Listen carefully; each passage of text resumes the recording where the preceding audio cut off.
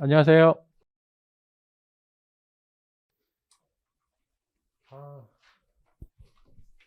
날씨가 너무 춥죠? 실내에서도 추운 것 같아요. 뭐 추워지면 이제 '시험이 얼마 안 남았구나.' 인제 이렇게 생각하시면 될 것 같고요. 음 지금부터 열심히 하셔야 돼요. 지금부터 이전에 안 하셔도 지금부터 열심히 하면 충분히 가능성이 있습니다. 그러니깐 절대 포기하지 마시고요. 어 수업 시간에 잘 들으시면 될 것 같아요. 아 책이 올해 새로 나온 건데 음 요건 세무사, 회계사 공용이어서 어 우리 시험 뭐 출제 범위 어떤 스타일에 비해서 쪼금 어렵게 느낄 문제들도 있어요. 근데 고거는 제가 수업 중에 말씀드릴 테니까 그런 거 '문제 왜 이렇게 어려울까?' 요렇게 생각하실 필요는 전혀 없고요. 예전에는 사실 세무사, 회계사 문제가 거의 이렇게 넘나들었었는데 최근에는 스타일이 좀 많이 달라진 것 같아요. 여러분들 딱 봐도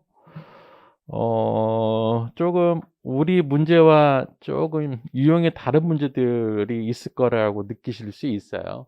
그래서 그래도 혹시 모르니까 관심 있는 분은 보시되 참고로만 보시고요. 일단은 우리 시험 목적에 맞게 제가 강의 진행을 할 겁니다. 교재 한번 볼까요? 목차 볼게요, 목차. 음. 일단 출제 경향 지난 한 10여 년 정도 그걸 좀 실어 놨고요. 우리 궁금하잖아요. 어디에서 많이 나오고 이런 것들. 그다음에 이제 원가 관리 회계의 필수 개념 도식화라고 돼 있는데 제가 이제 유난히 그림을 좀 많이 그리죠, 수업 시간에. 사실 여러분들 이해를 돕기 위해서 나름대로 이제 만든 그림들이었는데 책에다 실어 놨어요. 그래서 뭐 그림을 가지고 여러분들이 정리하신 분들은 쉽게 눈에 들어올 거고요. 그렇지 않은 분들도 우리 이미 한번 배웠으니까 인제 그림을 바탕으로 해서 추가적으로 뭐 여러분들 필요한 부분 살을 붙이시면 고 자체라도 요약 서가 될 수 있을 것 같아요. 그래서 각 챕터에 해당되는 그 그림들도 다시 와서 한번 설명해 드릴 겁니다. 그다음에 이제 문제는 1 장부터 16 장까지 돼 있고요. 앞에다가 핵심 이론을 좀 집어넣어 봤어요. 그래도 저는 별로 안 볼 것 같은데 요거 궁금해하시는 분들이 계시더라고. 그래서 요 정도는 좀 알아야 되겠다 싶은 건 아래 실어 놨으니까 그것도 참고하시면 좀 될 것 같아요. 자, 9 페이지 볼게요. 지난 10년 동안 우리 1차 시험 출제 경향 표로 만들어 봤습니다. 우리가 이제 원가 관리 회계는 1 차, 2 차가 있는데 1 차 같은 경우에는 딱 한 문제에 딱 들어간 내용이 딱 하나 이렇게 돼 있어요. 그러니까 CVP 분석 문제라고 하면 딱 CVP 분석만 들어가 있어. 근데 2차 문제는 안 그래요. 한 문제에 여러 주제가 다 들어가 있습니다. 일단은 우리 1차 시험 출제 경향을 보면 일단은 10회 이상 나온 게 10개 이상 나온 게 어디예요? 종합원가 계산, 결합원가 계산, 표준 변동원가 계산, 그다음에 CVP 분석, 관련 원가 분석. 요게 거의 매년 나오죠. 매년 나오고 경우에 따라서는 2문제 이상 나올 수도 있어요. 이 부분은 잘 준비를 해 놓으셔야 되고요. 그다음에 제조 원가 흐름, 개별 원가 계산도 만만치 않죠. 그다음에 또 뭐가 있을까요? 종합 예산도 사실 종합 예산이 뒷부분에 있다 보니까 조금 이제 우리가 소홀히 하는 경우도 있어요. 근데 종합 예산은 상당히 많이 나옵니다. 2차 시험에서도 많이 나와요. 그 다음 이제 나오는 부분들이 뭐 활동기준 원가계산, 원가함수 추정, 뭐 책임회계제도, 전략적 원가관리 이런 것들이 있죠. 근데 여러분들이 이제 딱 보시면서 요 파트는 조금 준비를 많이 해놔야 되겠다. 그게 10회 이상, 10개 이상 나오는 것들, 그 다음에 8개 이상 되는 것도 참고로 보시면 될 것 같고요. 자, 그 10페이지 보면 이제 원가관리회계 필수 개념 도식화라고 해서 제가 수업 시간에 열심히 그려드렸던 걸 다 이제 한번 정리해봤습니다. 일단 우리 기본반 첫 시간에 그렸던 게 바로 1번이에요. 1번 원가관리 체계. 요걸 그려드린 이유는 1장부터 16장까지 내용이 어떻게 연결이 되어 있고요. 어떤 흐름으로 이렇게 되어 있나 그걸 이제 써놓은 거라고. 그러니까 원가관리회계는 크게 원가회계 파트에 이제 관리회계 파트로 이루어져 있고, 원가회계 파트는 원가 계산만 하는 거예요. 여기서 다 배우죠. 뭐 개별, 종합, 혼합, 결합, 그다음 A, B, C까지. 그다음에 이제 자, 원가 계산의 내용을 가지고 이제 관리회계 들어갈 텐데요. 관리회계는 이제 크게 두 가지 의사결정과 성과평가가 있다. 요 얘기는 제가 여러 번 말씀드렸을 거라고. 그러면 원가관리회계 딱 중간 지점이 뭐냐? 구분 지점이 바로 원가함수 추정이에요. 원가함수 추정. 우리가 원가함수 추정에서 주로 배우는 게 변동원가, 고정원가예요. 여러분들이 변동, 고정 나오면 관리회계 출발이구나 이렇게 이해하시면 된다고. 그리고 또 하나, 자, 어느 파트에서는 제조원가만 보고 또 어느 파트에서는 관리회계도 봅니까? 그 구분점이 바로 또 원가함수 추정이에요. 원가함수 추정 이제는 원가회계 파트다 보니까 우리가 다루는 원가는 거의 제조원가만 다룹니다. 근데 관리회계에서는 의사결정자 입장에서 내부 정보를 제공하는 거기 때문에 판관비도 봐야 돼요. 단지 제조원가는 원가 계산하는 거 아니니까. 그래서 원가함수 추정부터는 명시적으로 판관비도 봐야 되겠더라. 조금 세부 내용을 보면 원가 회계와 관리회계 중간 지점에 들어가 있는 게 있죠. 변동원가 계산하고 표준원가 계산이 있는데, 자, 이 변동원가 계산과 표준원가 계산이 여러분들을 많이 괴롭히는 주제 중에 하나죠. 왜냐하면 이름 자체가 원가 계산이라고 되어 있는데 우리 원가 회계 파트에 있는 개별 종목 그런 원가 계산이 아니에요. 아니고 관리회계를 미리 좀 예습한다라고 이해하시면 되고요. 특히 이제 변동원가 계산은 어디와 연결이 되어 있냐면 의사결정 파트에서 단기 의사결정과 연결이 되어 있습니다. 그래서 우리 이제 쭉 문제 풀어보시면 알겠지만 단기 의사결정의 가장 중요한 파트들이 어떤 파트들이 있어요? CBP 분석, 관련 원가 분석 이런 파트가 있죠. 거의 다 변동원가 계산, 손익계산서 틀을 가지고 다 풉니다. 그렇게 연결시키면 될 것 같고요. 표준원가 계산은 책임회계 제도에서 원가 중심점 성과평가예요. 그렇게 연결시키면 됩니다. 자, 그 다음에 이제 의사결정 파트에서 단기, 장기 의사결정이 있는데, 장기 의사결정 자본예산은 우리 이제 앞에 9페이지 보면 자본예산 거의 안 나오죠. 12년 동안 두 문제 나왔는데, 참고로 왼쪽에 회계사 볼까요? 이건 빵이야, 빵. 여기는 안 나온다고. 근데 왜 안 나오냐면 이 자본예산에서 재무관리거든, 재무관리. 근데 회계사 시험은 재무관리에서 다루잖아요. 그러니까 안 나와, 잘 여기서 재무관리에서 보기 때문에. 근데 우리 시험은 재무관리가 없기 때문에 전혀 안 나온다고 볼 수는 없어요. 근데 여러분들이 수업 목적으로 중요하게 다룰 부분은 아니고 우리 이제 교재에도 많은 문제가 실려져 있는데 그중에 중요한 거 요거 정도는 알아야 되겠다. 그거 정도 이해하시면 돼요. 그러면 다시 9페이지 왔으니까 공부할 때 어떻게 합니까? 사실 많이 나오는 부분이 여러분들한테 어려워요. 왜 어렵냐면 많이 출제되는 부분은 문제가 어렵게 나오거든. 그 준비를 철저히 하셔야 됩니다. 자, 그러면은 적게 출제되는 부분들을 어떻게 해야 돼요? 안 나온다고 볼 수 없기 때문에 기본적인 내용들만 알면 돼. 어렵게 낼 수가 없어. 그러니까 적게 출제되는 부분은 오히려 공부하기 편해요. 기본 개념만 알면 돼요. 어차피 적게 출제되는 부분에서 어렵게 내봤자 거의 다 변별력이 떨어지기 때문에 어렵게 낼 수가 없어. 오히려 적게 출제되는 부분은 오히려 쉬울 수 있으니까요. 아예 스킵하는 게 아니고 기본적인 내용을 갖고 가야 돼. 가끔 이제 시간이 촉박하신 분들은 이거 중요한 파트 아니니까 날려버리자. 그러면 안 돼요. 중요한 파트 아닐수록 아주 기본적인 내용만 알고 가면 맞출 확률이 커. 대신 많이 출제되는 부분은 공부를 많이 해야 돼요. 얘는 어렵게 나온다고. 자, 다시 그래서 단기 의사결정 보면 일상적 특수 의사결정이 있는데 일상적 의사결정 대표적인 주제가 CBP 분석이고요. 사실 CBP 분석과 종합예산은 성격이 다르죠. 근데 사실 종합예산도 일상적 의사결정 중에 하나예요. 근데 성격은 다르다. 오히려 CBP 분석과 성격이 거의 유사한 게 바로 관련효과 분석이에요. 그리고 대책의 결정은 관련효과 분석과 같아. 한 덩어리라고 보시면 돼요. 그럼 종합예산은 역할이 뭐냐? 얘가 바로 책임회계 제도에서 기준을 제공하는 겁니다.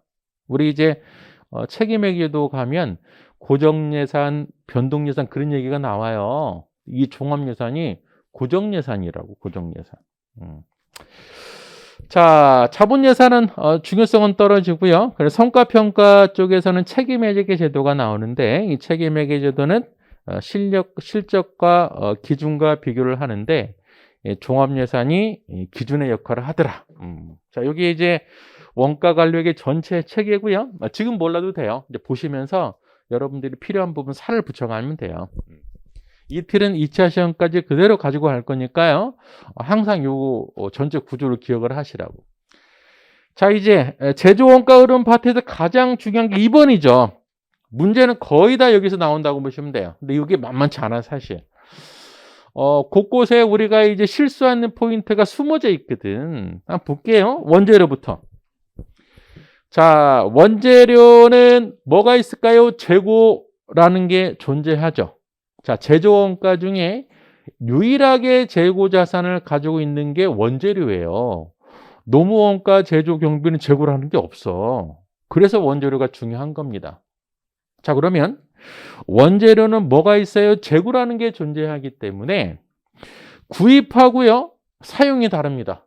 그 자료에서 구입액에 대한 자료인지 사용액에 대한 자료인지 다르기 때문에 구분할 수 있어야 돼요. 이거 많이 실수합니다.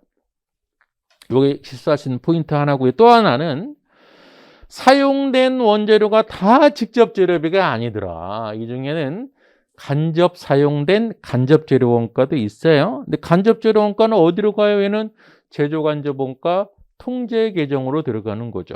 그래서 원재료에서 실수하는 포인트가 두 가지. 첫 번째는 재료는 재고 자산이 존재하기 때문에 구입 금액하고 사용 금액이 다르다. 우리가 흔히 말하는 재료 원가는 사용 금액을 말하는 거다.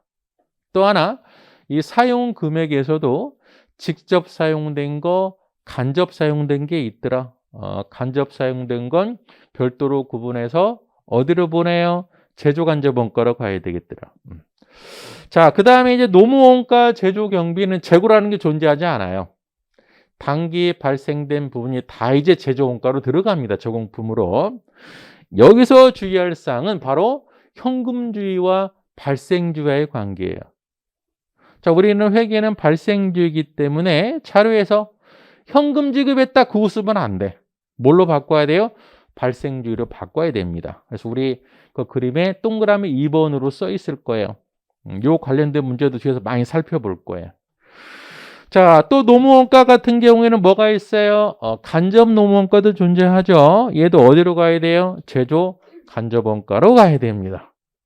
자, 이제 요런 제조원가들이 어디로 들어가요? 제공품으로 들어가죠. 그래서 단기에 투입된 재료원가, 노무원가, 제조간접원가를 합해서 뭐라고 그래요? 단기 총제조원가라고 하죠. 용어 주의해야죠. 왜? 단기에 완성된 제품 원가를 단기 제품 제조원가라고 하거든. 자, 그래서 단기 총 제조원가고 단기 제품 제조원가고는 혼돈하시면 안 되고요. 자, 그러면 이 단기 제품 제조원가는 우리가 두 가지 측면에서 계산할 수 있어요. 첫 번째는 제공품에서 빠져나간 게 단기제품 제조원가이기도 하고, 반대로 제품 계정 입장에서 보면 투입된 게 바로 단기제품 제조원가예요. 그래서 단기제품 제조원가는 두 가지 쪽에서 계산할 수 있더라. 제공품에서도 우리가 찾아낼 수 있고요. 제품에서도 찾아낼 수 있습니다. 자, 이제 나머지는 또 해당 챕터 가서 또 한번 설명해 드릴 거고요. 자, 이제 문제를 봐야죠. 1장 제조원가는 32페이지.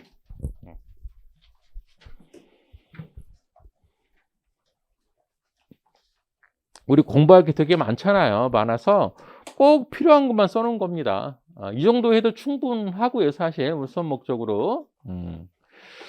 일단 그 재무회계와 관리회계 차이점, 얘도 가끔 시험에서 물어봐요. 여기서 이제 포인트는 재무회계는 외부정보 이용자, 관리회계는 내부정보 이용자. 그 준거 기준으로 보면 재무 기준은 여러분들 중급회계 때 배우시는 거 기업회계 기준이 필요하지만 관리회계는 필요 없다. 그리고 보고서, 재무회계는 일정 형식이 있더라. 재무제표라는 보고서가 있지만 관리회계는 일정 형식이 없다. 그거를 우리 특수목적 보고서라고 써놨는데 일정 형식이 없다 이렇게 보시면 되고요. 정보의 특성, 재무회계는 일반인들한테 제공해야 되기 때문에 뭐가 강조돼야 돼요? 신뢰성, 또 과거지향적 정보죠. 반면에 관리회계는 누구한테만 보여주면 이제 누가 이용하는 거예요?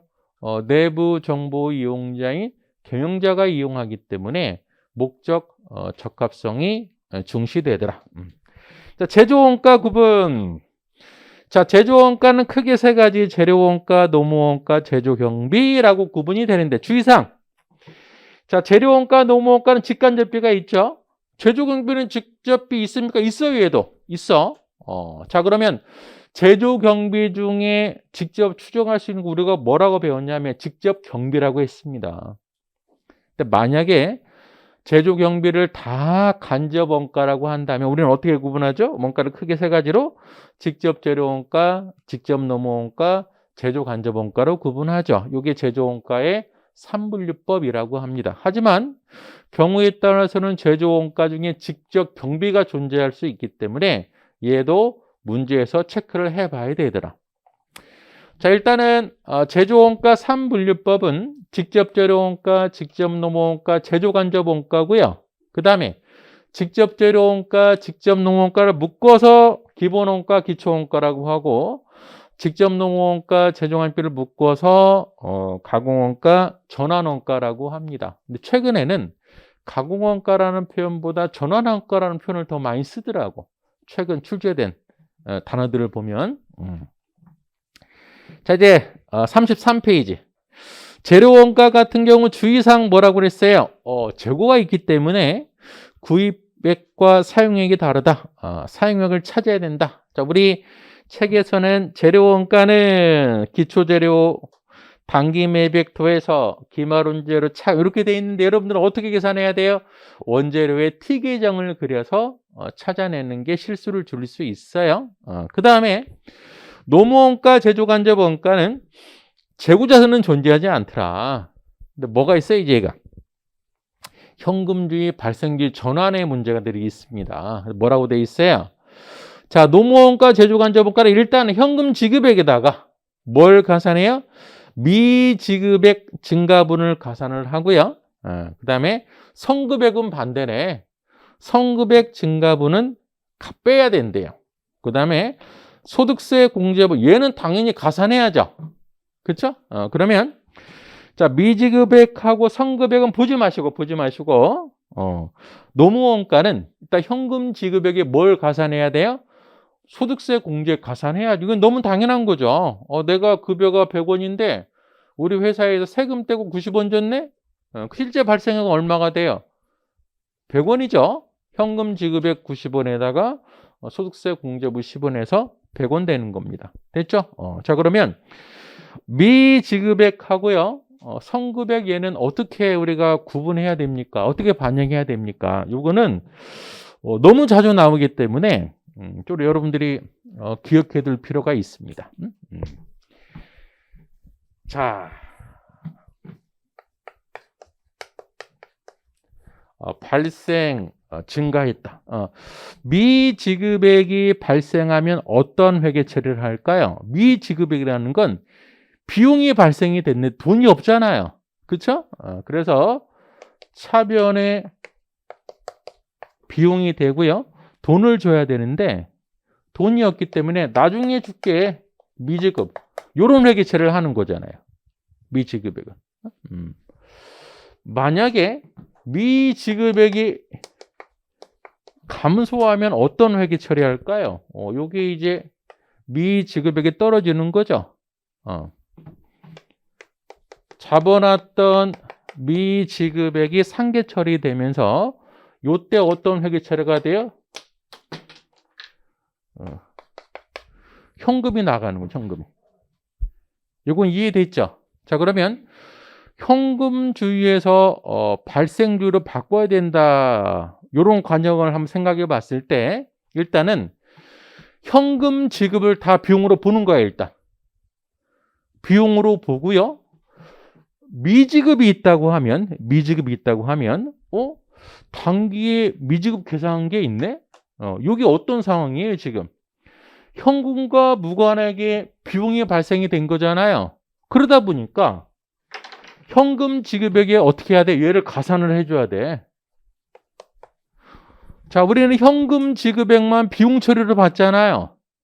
그쵸? 근데 이거 보니까 현금이 유출되지 않으면서 비용 늘어난 게 있어. 얘도 넣어줘야지, 그럼.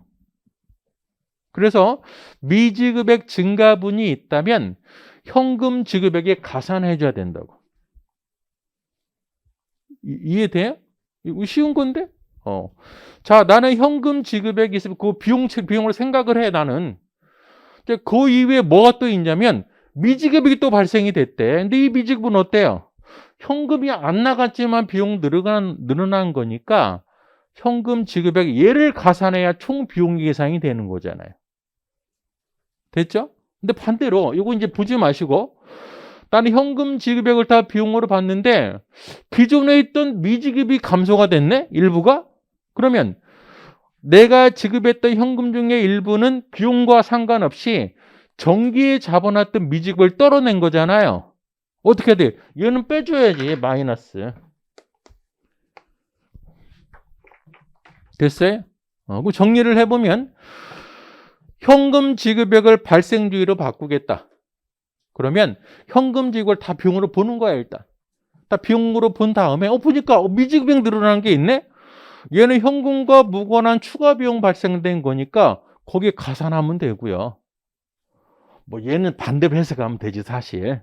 또 어떻게 이해하면 돼요? 현금 지급한 걸 나는 비용으로 봤는데 이 현금 지급액은 비용과 상관없이 미지급 떨어버린 거네? 얘는 빼줘야지, 그러면. 요거는 좀 생각을 해보셔야 돼요. 이런 문제 많이 나오는 1차 시험도 2차 시험도 그렇고. 자, 이제 선급금 볼게요. 선급금. 선급은 발생되면 어떤 회계 처리를 해야 돼요? 선급은 돈을 미리 준 거죠. 그래서 차변에 선급금, 대변에 현금 준 거잖아요. 이게 선급금이 발생됐을 때 분기. 얘가 나중에 어떻게 처리가 돼? 이제 선급이 떨어지는 거죠. 자, 선급이 떨어지면서 관련된 비용이 발생이 되는 거죠. 그렇죠? 그럼 이제 요거 보지 말고. 자, 나는 현금 지급한 거 비용으로 처리를 했어. 근데 요거 보니까 요거 보니까 얘는 현금이 나가지 않으면서 비용 발생이 된 거네. 이해돼요? 나는 현금 지급한 것만 비용으로 봤는데 요 케이스는 전에 잡았던 선급이 떨어지면서 비용이 발생이 된 거잖아요. 당연히 얘는 비용에 가산을 시켜야 되겠지. 그렇죠? 즉 성금은 어느 경우에 성급이 감소했을 때 비용을 가산시켜 줘야 된다고. 현금 나간 것만 비용으로 받는데 얘는 현금 나가지 않고 비용이 생긴 거잖아요. 어? 반대 얘는 어떻게 이제 내가 이번에 현금 준 게 있는데 그거는 비용과 상관없이 성급 준 게 있어. 성급이 늘어나면 어떻게 해야 돼요? 이제 비용에서 차감해야 된다. 자, 그래서 우리 책에 여기 써 있는 거예요, 지금. 뭘 가산해야 돼요? 미지급 증가, 성급 감소는 비용을 가산해야 되고요. 반대로 미지급 감소, 성급 증가는 비용 차감해야 된다고. 그게 책에 써 있는 거라. 책을 한번 볼까요, 이제? 자, 노무원가, 제조간접원가 발생액은 어떻게? 일단 현금 지급액을 비용으로 보고 여기 뭘 가산해야 돼요? 미지급 증가분하고 얘하고 성급 감소분은 비용이 가산해야 돼. 마이너스는 미지급 감소하고요. 성급 증가를 비용 차감해야지. 요거는 정리를 해 놓으세요. 여기 아차하다 실수할 수 있는 포인트라고 요게. 실수를 많이 합니다. 자, 그다음에 이제 단기총 제조원가 얘도 등식이 주어져 있죠. 하지만 우리는 어떻게 T계정을 통해서 찾아야 돼요. 쉽다고 하더라도 반드시 T계정 그리시라고. 자, 그래서 굳이 주의사항을 좀 말씀을 드리면 단기총 제조원가는 단기이기 때문에 뭘 넣으면 안 돼? 기초정품 넣으면 안 돼요. 단기에 발생한 재료원가, 노무원가, 제조간접원가만 내야 돼. 자, 단기 제품 제조원가는 단기에 완성이 돼서 제품 창고로 들어간 거니까 자, 얘는 뭐랑 똑같냐면 상기업에서 단기 매입액과 똑같아요. 자, 다음 페이지. 이제 매출원가. 얘는 팔린 부분이죠. 팔린 부분. 그래서 제품 T계정에서 이제 팔린 부분이고요. 요걸 종합한 게 바로 6번. 제조원가의 흐름. 주로 시험에서 물어보는 게 바로 원재료 사용분이 얼마냐? 단기총 제조원가가 얼마냐? 단기 제품 제조원가가 얼마냐? 매출원가가 얼마냐? 자, 이 정도 좀 기억하시면 될 것 같고요. 자, 문제를 풀 텐데, 자, 문제 굉장히 많아요. 사실 굉장히 많아. 근데 이제 문제가 너무 적으면 또 여러분들이 심리적으로 이것만 봐도 될까? 그렇기 때문에 많이 실어놨어요. 이 중에는 두 가지를 쳐낼 거예요. 중복되는 문제, 너무 쉬운 문제, 너무 쉽거나 중복되는 문제는 조금 몇 개 빼고요. 또 너무 어려운 문제 좀 뺄 거라고. 그래서 거의 제가 봤을 때 한 70%, 80% 정도 같이 풀어볼 겁니다. 그것만 풀어봐도 우리 수업 목적으로 2배인데 2배는. 자, 이제 문제 볼게요. 그래서 너무 쉽거나 중복되는 거 좀 빼고 너무 어려운 것도 좀 빼고요. 자, 35페이지 1번 읽어보세요.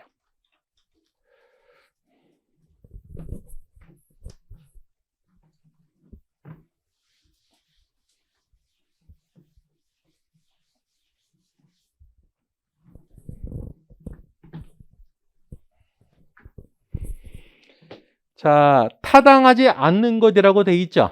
근데 요거는 저도 이제 여러분들처럼 공부할 때가 있어서 실수를 좀 많이 했던 것 같아. 객관식 문제 풀 때는 맞는 걸 고르는 건지 틀린 걸 고르는 건지 이걸 명확히 여러분들 알고 있어야 돼요. 우리 시험 시간에 극도로 긴장된 상태 보다 보면 분명히 틀린 걸 물어봤는데 얘 동그라미 치는 분도 계신다고.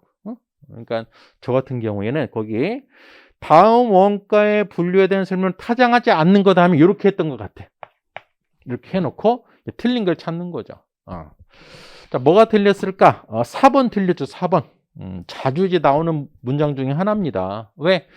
기초원가에도 뭐가 들어가 있어요? 직접 노무원가가 들어가 있고 가공원가에도 직접 노무원가가 들어가 있다 보니까요. 기초원가에 가공원가를 합해버리면 노무원가는 이중계상되는 것, 여기 틀렸다고. 그럼 어떻게 해야 돼요? 재료 원가에 가공 원가를 합하든지 아니면 기초 원가에 제조 간접 원가를 합해야 되겠죠. 자, 나머지 고정 원가는 1번 원가 행태 맞고, 간접 원가는 추적 가능성 맞고요. 매몰 원가는 의사결정과 관련성 맞고, 매몰 원가와 상대되는 개념 기호 원가가 되겠죠. 5번 기간 원가는 제조 원가 포함 여부에 따른 분류다. 그렇죠. 기간 원가에 상대되는 개념이 뭘까? 재고 가능 원가가 되겠죠. 자, 2번 올바른 거 찾아보세요.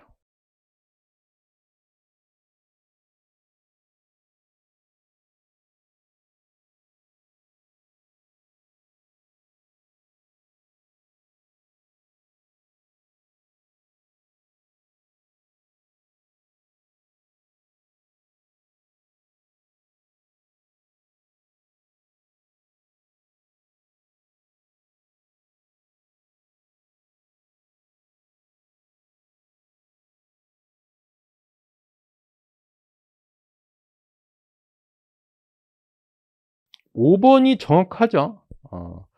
활동기준 원가 계산 제도에서 원가 배부 기준으로 선택된 원가 동인이 원가 발생의 인과관계를 잘 반영하지 못하는 경우에 잘못 계산될 가능성이 있다. 이건 맞는 거고요. 1번은 뭐가 됐을까?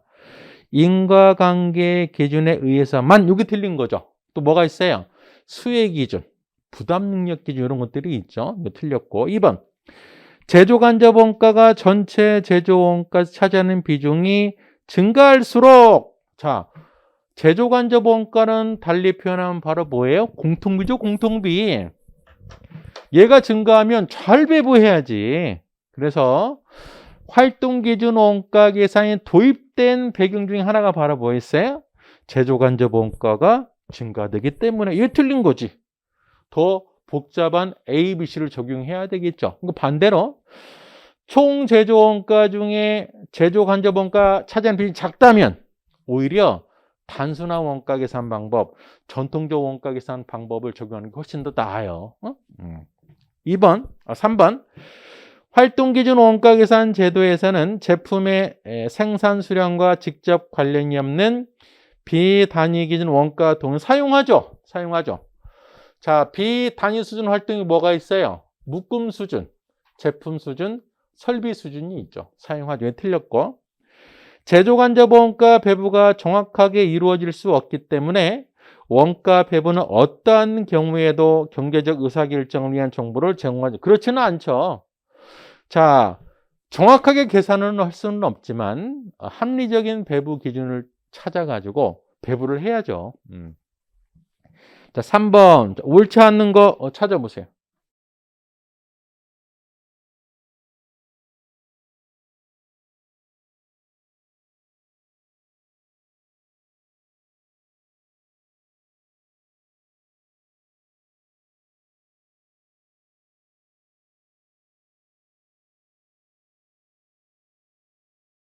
자, 5번이 틀렸는데요. 제품의 다양 어떻게 이해하면 될까? 제품이 하나인 경우하고요, 여러 개인 경우하고, 어떤 경우가 더 원가 계산을 정교하게 해야 될까? 여러 개인 경우 정교하게 해야 되겠죠. 그래서 제품 다양화로 인해서 활동 기준 원가 계산 나왔다라고 보셔도 돼요. 그러니까 활동 기준 원가 계산의 도입 배경 중에 또 하나가 제품 다양화예요. 제품이 다양하기 때문에 공통비를 잘 배부해야 되겠죠. 그래서 단순화된 배부 기준이 아니고 다양화된 배부 기준이 요구가 되겠죠. 요거 틀린 거고요. 1번 원가 배부 기준은 가능한 한 인과관계를 충분히 잘 반영해야 되더라. 자, 그래서 배부 기준의 지침이 여러 가지가 있는데 가장 이상적인 배부 기준 지침이 뭐였어요? 인과관계 기준이죠. 여기 없기 때문에 수혜 기준, 부담 능력 기준 이런 걸 쓰는 겁니다. 2번 분리점에서 판매 가치 기준에 의한 결합 원가 배부는 부담 능력 기준에 근거한 배부 방법이다. 자, 그렇죠. 네가 돈 많이 버니까 너한테 더 원가를 많이 보내줄게. 그런 개념이잖아요. 3번. 제조간접 원가 비중이 클수록 좀 더 다양한 배부 기준 맞죠? 이게 우리는 흔히 A, B, C라고 표현하잖아요. 4번. 보조 부문 배부에 있어서 단계 배부법이 직접 배부법보다 항상 더 합리적인 배부 결과를 가져오는 것은 아니다. 맞습니다. 자, 상호 배부법은 당연히 직접 배부보다 정확해. 하지만 단계 배부법은 무조건 직접보다 정확하다고 할 수가 없어요. 왜? 단계 배부법은 우선 순위를 결정해야 되거든. 우선 순위에 따라서 오히려 더 직접 배부법보다 원가 계산이 부정확할 수도 있습니다. 자, 5번 볼게요. 옳지 않는 거 찾아보세요. 5번.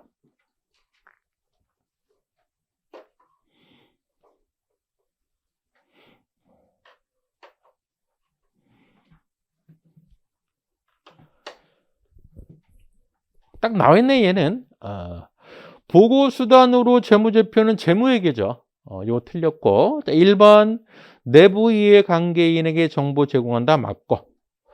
회계원칙 지배를 받지 않는다. 맞고. 그 다음에 정부의 관점은 미래지향적이다. 얘도 맞고요. 정보의 범위가 좁고 특수하다. 맞고. 그러면은 재무회계는 반대로 어떻게 해석하면 될까? 정보의 범위가 넓고 일반적이다. 그게 바로 재무회계에 대한 내용이 되겠죠. 자, 6번 읽어보세요.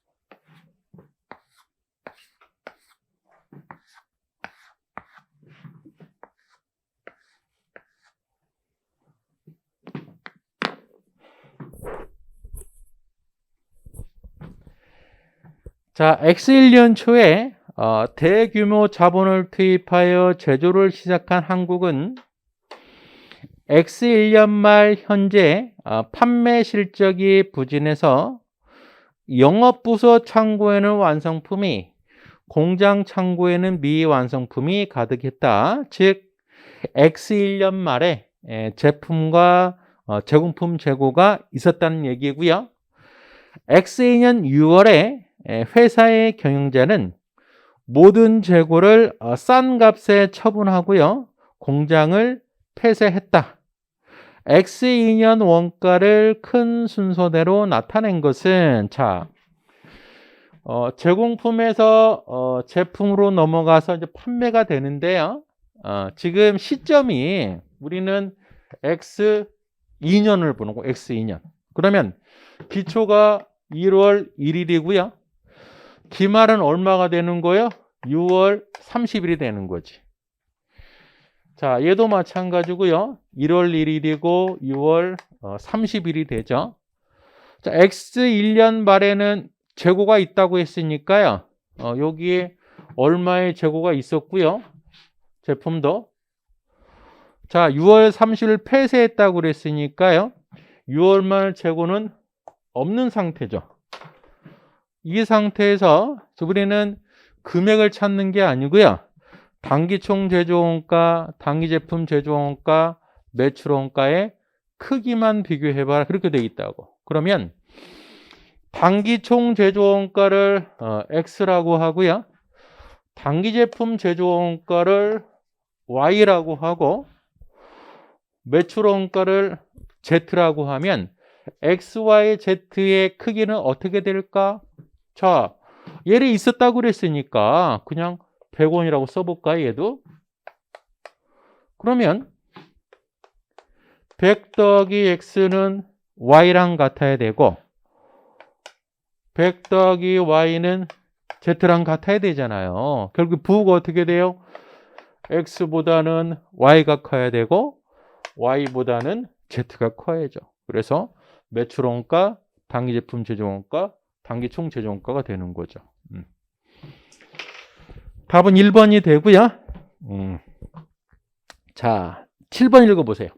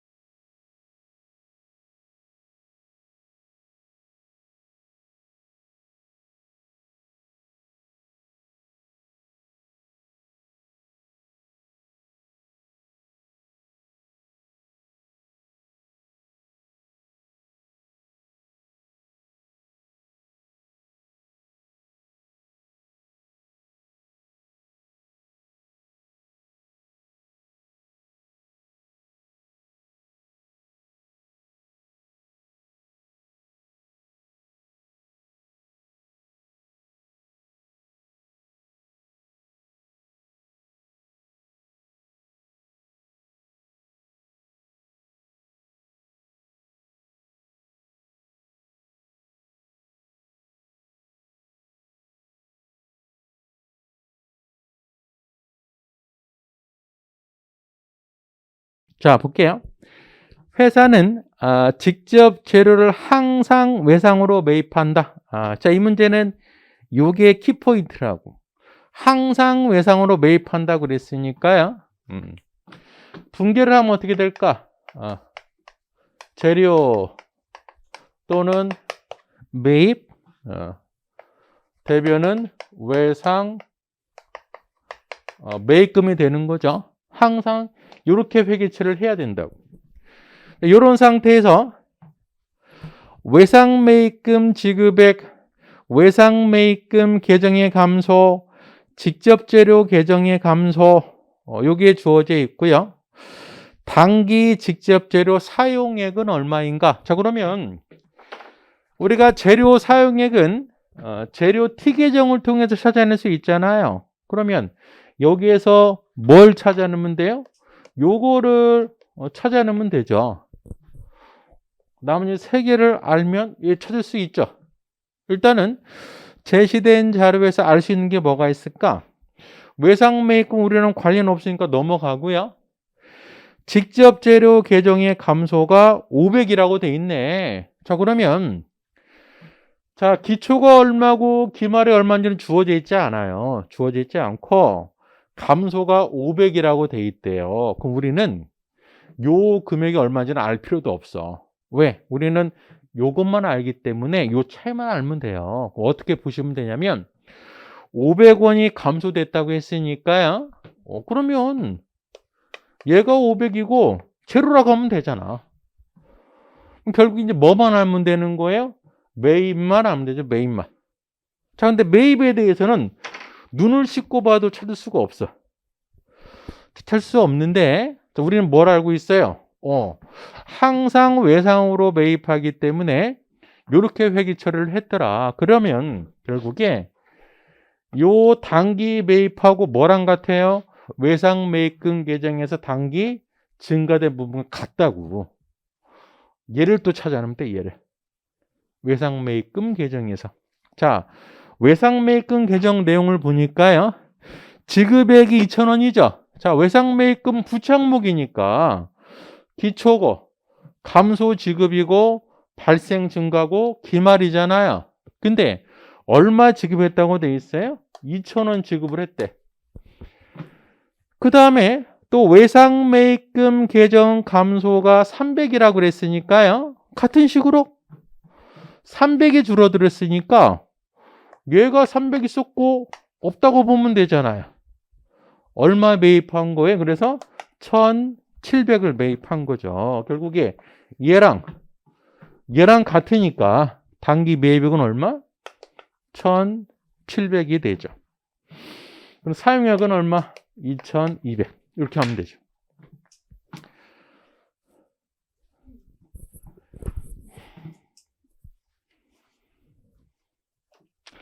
자, 10번 보겠습니다. 요거는 아까 제가 현금주의, 발생주의 관계 분기를 통해 설명해 드렸으니까 그거 생각하시면서 10번 답을 찾아보세요. 자, 일단은 당기 지급액이 현금 지급액이에요. 여기 3,000원. 이게 비용이라고 보고 추가적으로 성급과 미지급의 차이만 반영하면 되겠죠? 답 찾아보세요.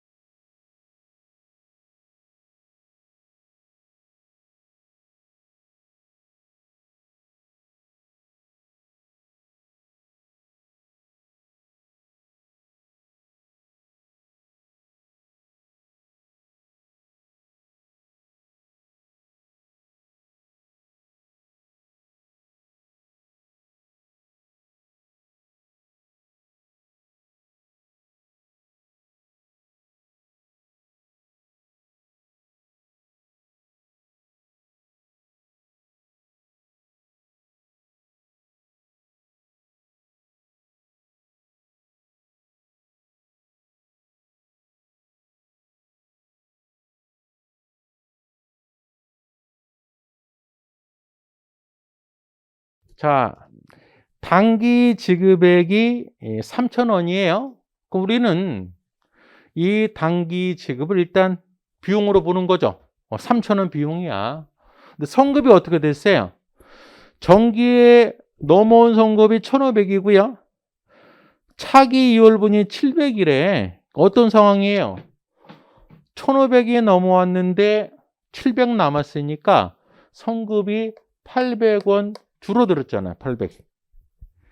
자, 성급이 800 줄어들면 어떤 회계처리를 할까요?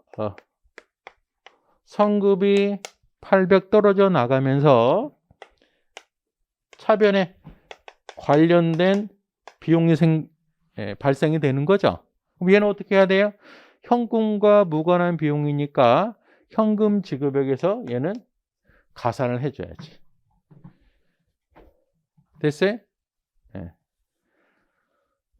두 번째 이제 미지급이 단계 생겼죠. 미지급이 500원 생기고 500원. 자, 미지급이 생겼다는 건 뭐예요? 비용이 발생이 됐는데 돈이 없어가지고 못 준 거야. 그래서 미지급 500이 되는 거죠. 얘도 어때요? 현금과 무관한 비용이 발생이 됐으니까 당연히 가산을 해줘야지. 됐어요? 그러면 결국에 얼마 발생이 된 거예요? 3,000원에서 800원 가산하고 500원 가산하니까요. 4,300원이 되는 거죠. 자, 그러면 얘를 다시 한번 볼게요. 얘는 성급이 1,500에서 700이 된 거잖아요. 800만큼 감소한 걸 회계 처리했어. 그러면 이렇게 하지 말고 아예 얘가 다 없어지고요. 얘가 새로 생겼다고 할게요. 그 회계 처리 한번 해볼까? 아예 1,500이 없어지면 어떻게 될까요? 비용 1,500. 그 다음에 기초생급, 성급 1,500이 없어지죠. 그 다음에 단계 발생은 현금 700원 준 거죠. 성급이 700 생긴다는 건 현금이 700 된 거잖아요. 얘가 어떻게 800 비용에 가산을 해야 될까? 얘를 한번 정리 한번 해볼까? 얘를? 얘가 그러면 800인가? 대변은 어떻게 돼요, 이제? 성급 800, 현금 700이 되고요. 비용 1,500을 쪼개보면 요거 해당되는 비용이 800이고 요거 해당되는 비용이 700이잖아요. 그리고 얘랑 같잖아요. 그렇죠? 우리가 처음에 뭐라고 그랬어요? 돈 준 거 3,000원은 비용 처리라고 하고 돈과 무관하게 추가적으로 발생한 비용을 가산한다고 그랬잖아요. 자, 이미 돈 준 거 요거는 이미 비용이 반영이 돼 있거든. 3,000원에.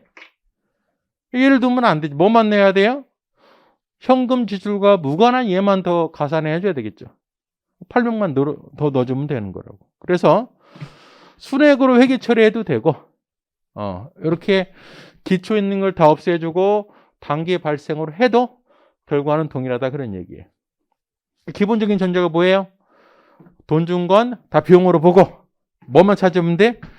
비용과 무관하게 발생된 추가 비용만 찾아내면 되는데요. 그게 바로 미지급이 증가한 케이스하고 선급금이 감소한 케이스다 그런 얘기예요.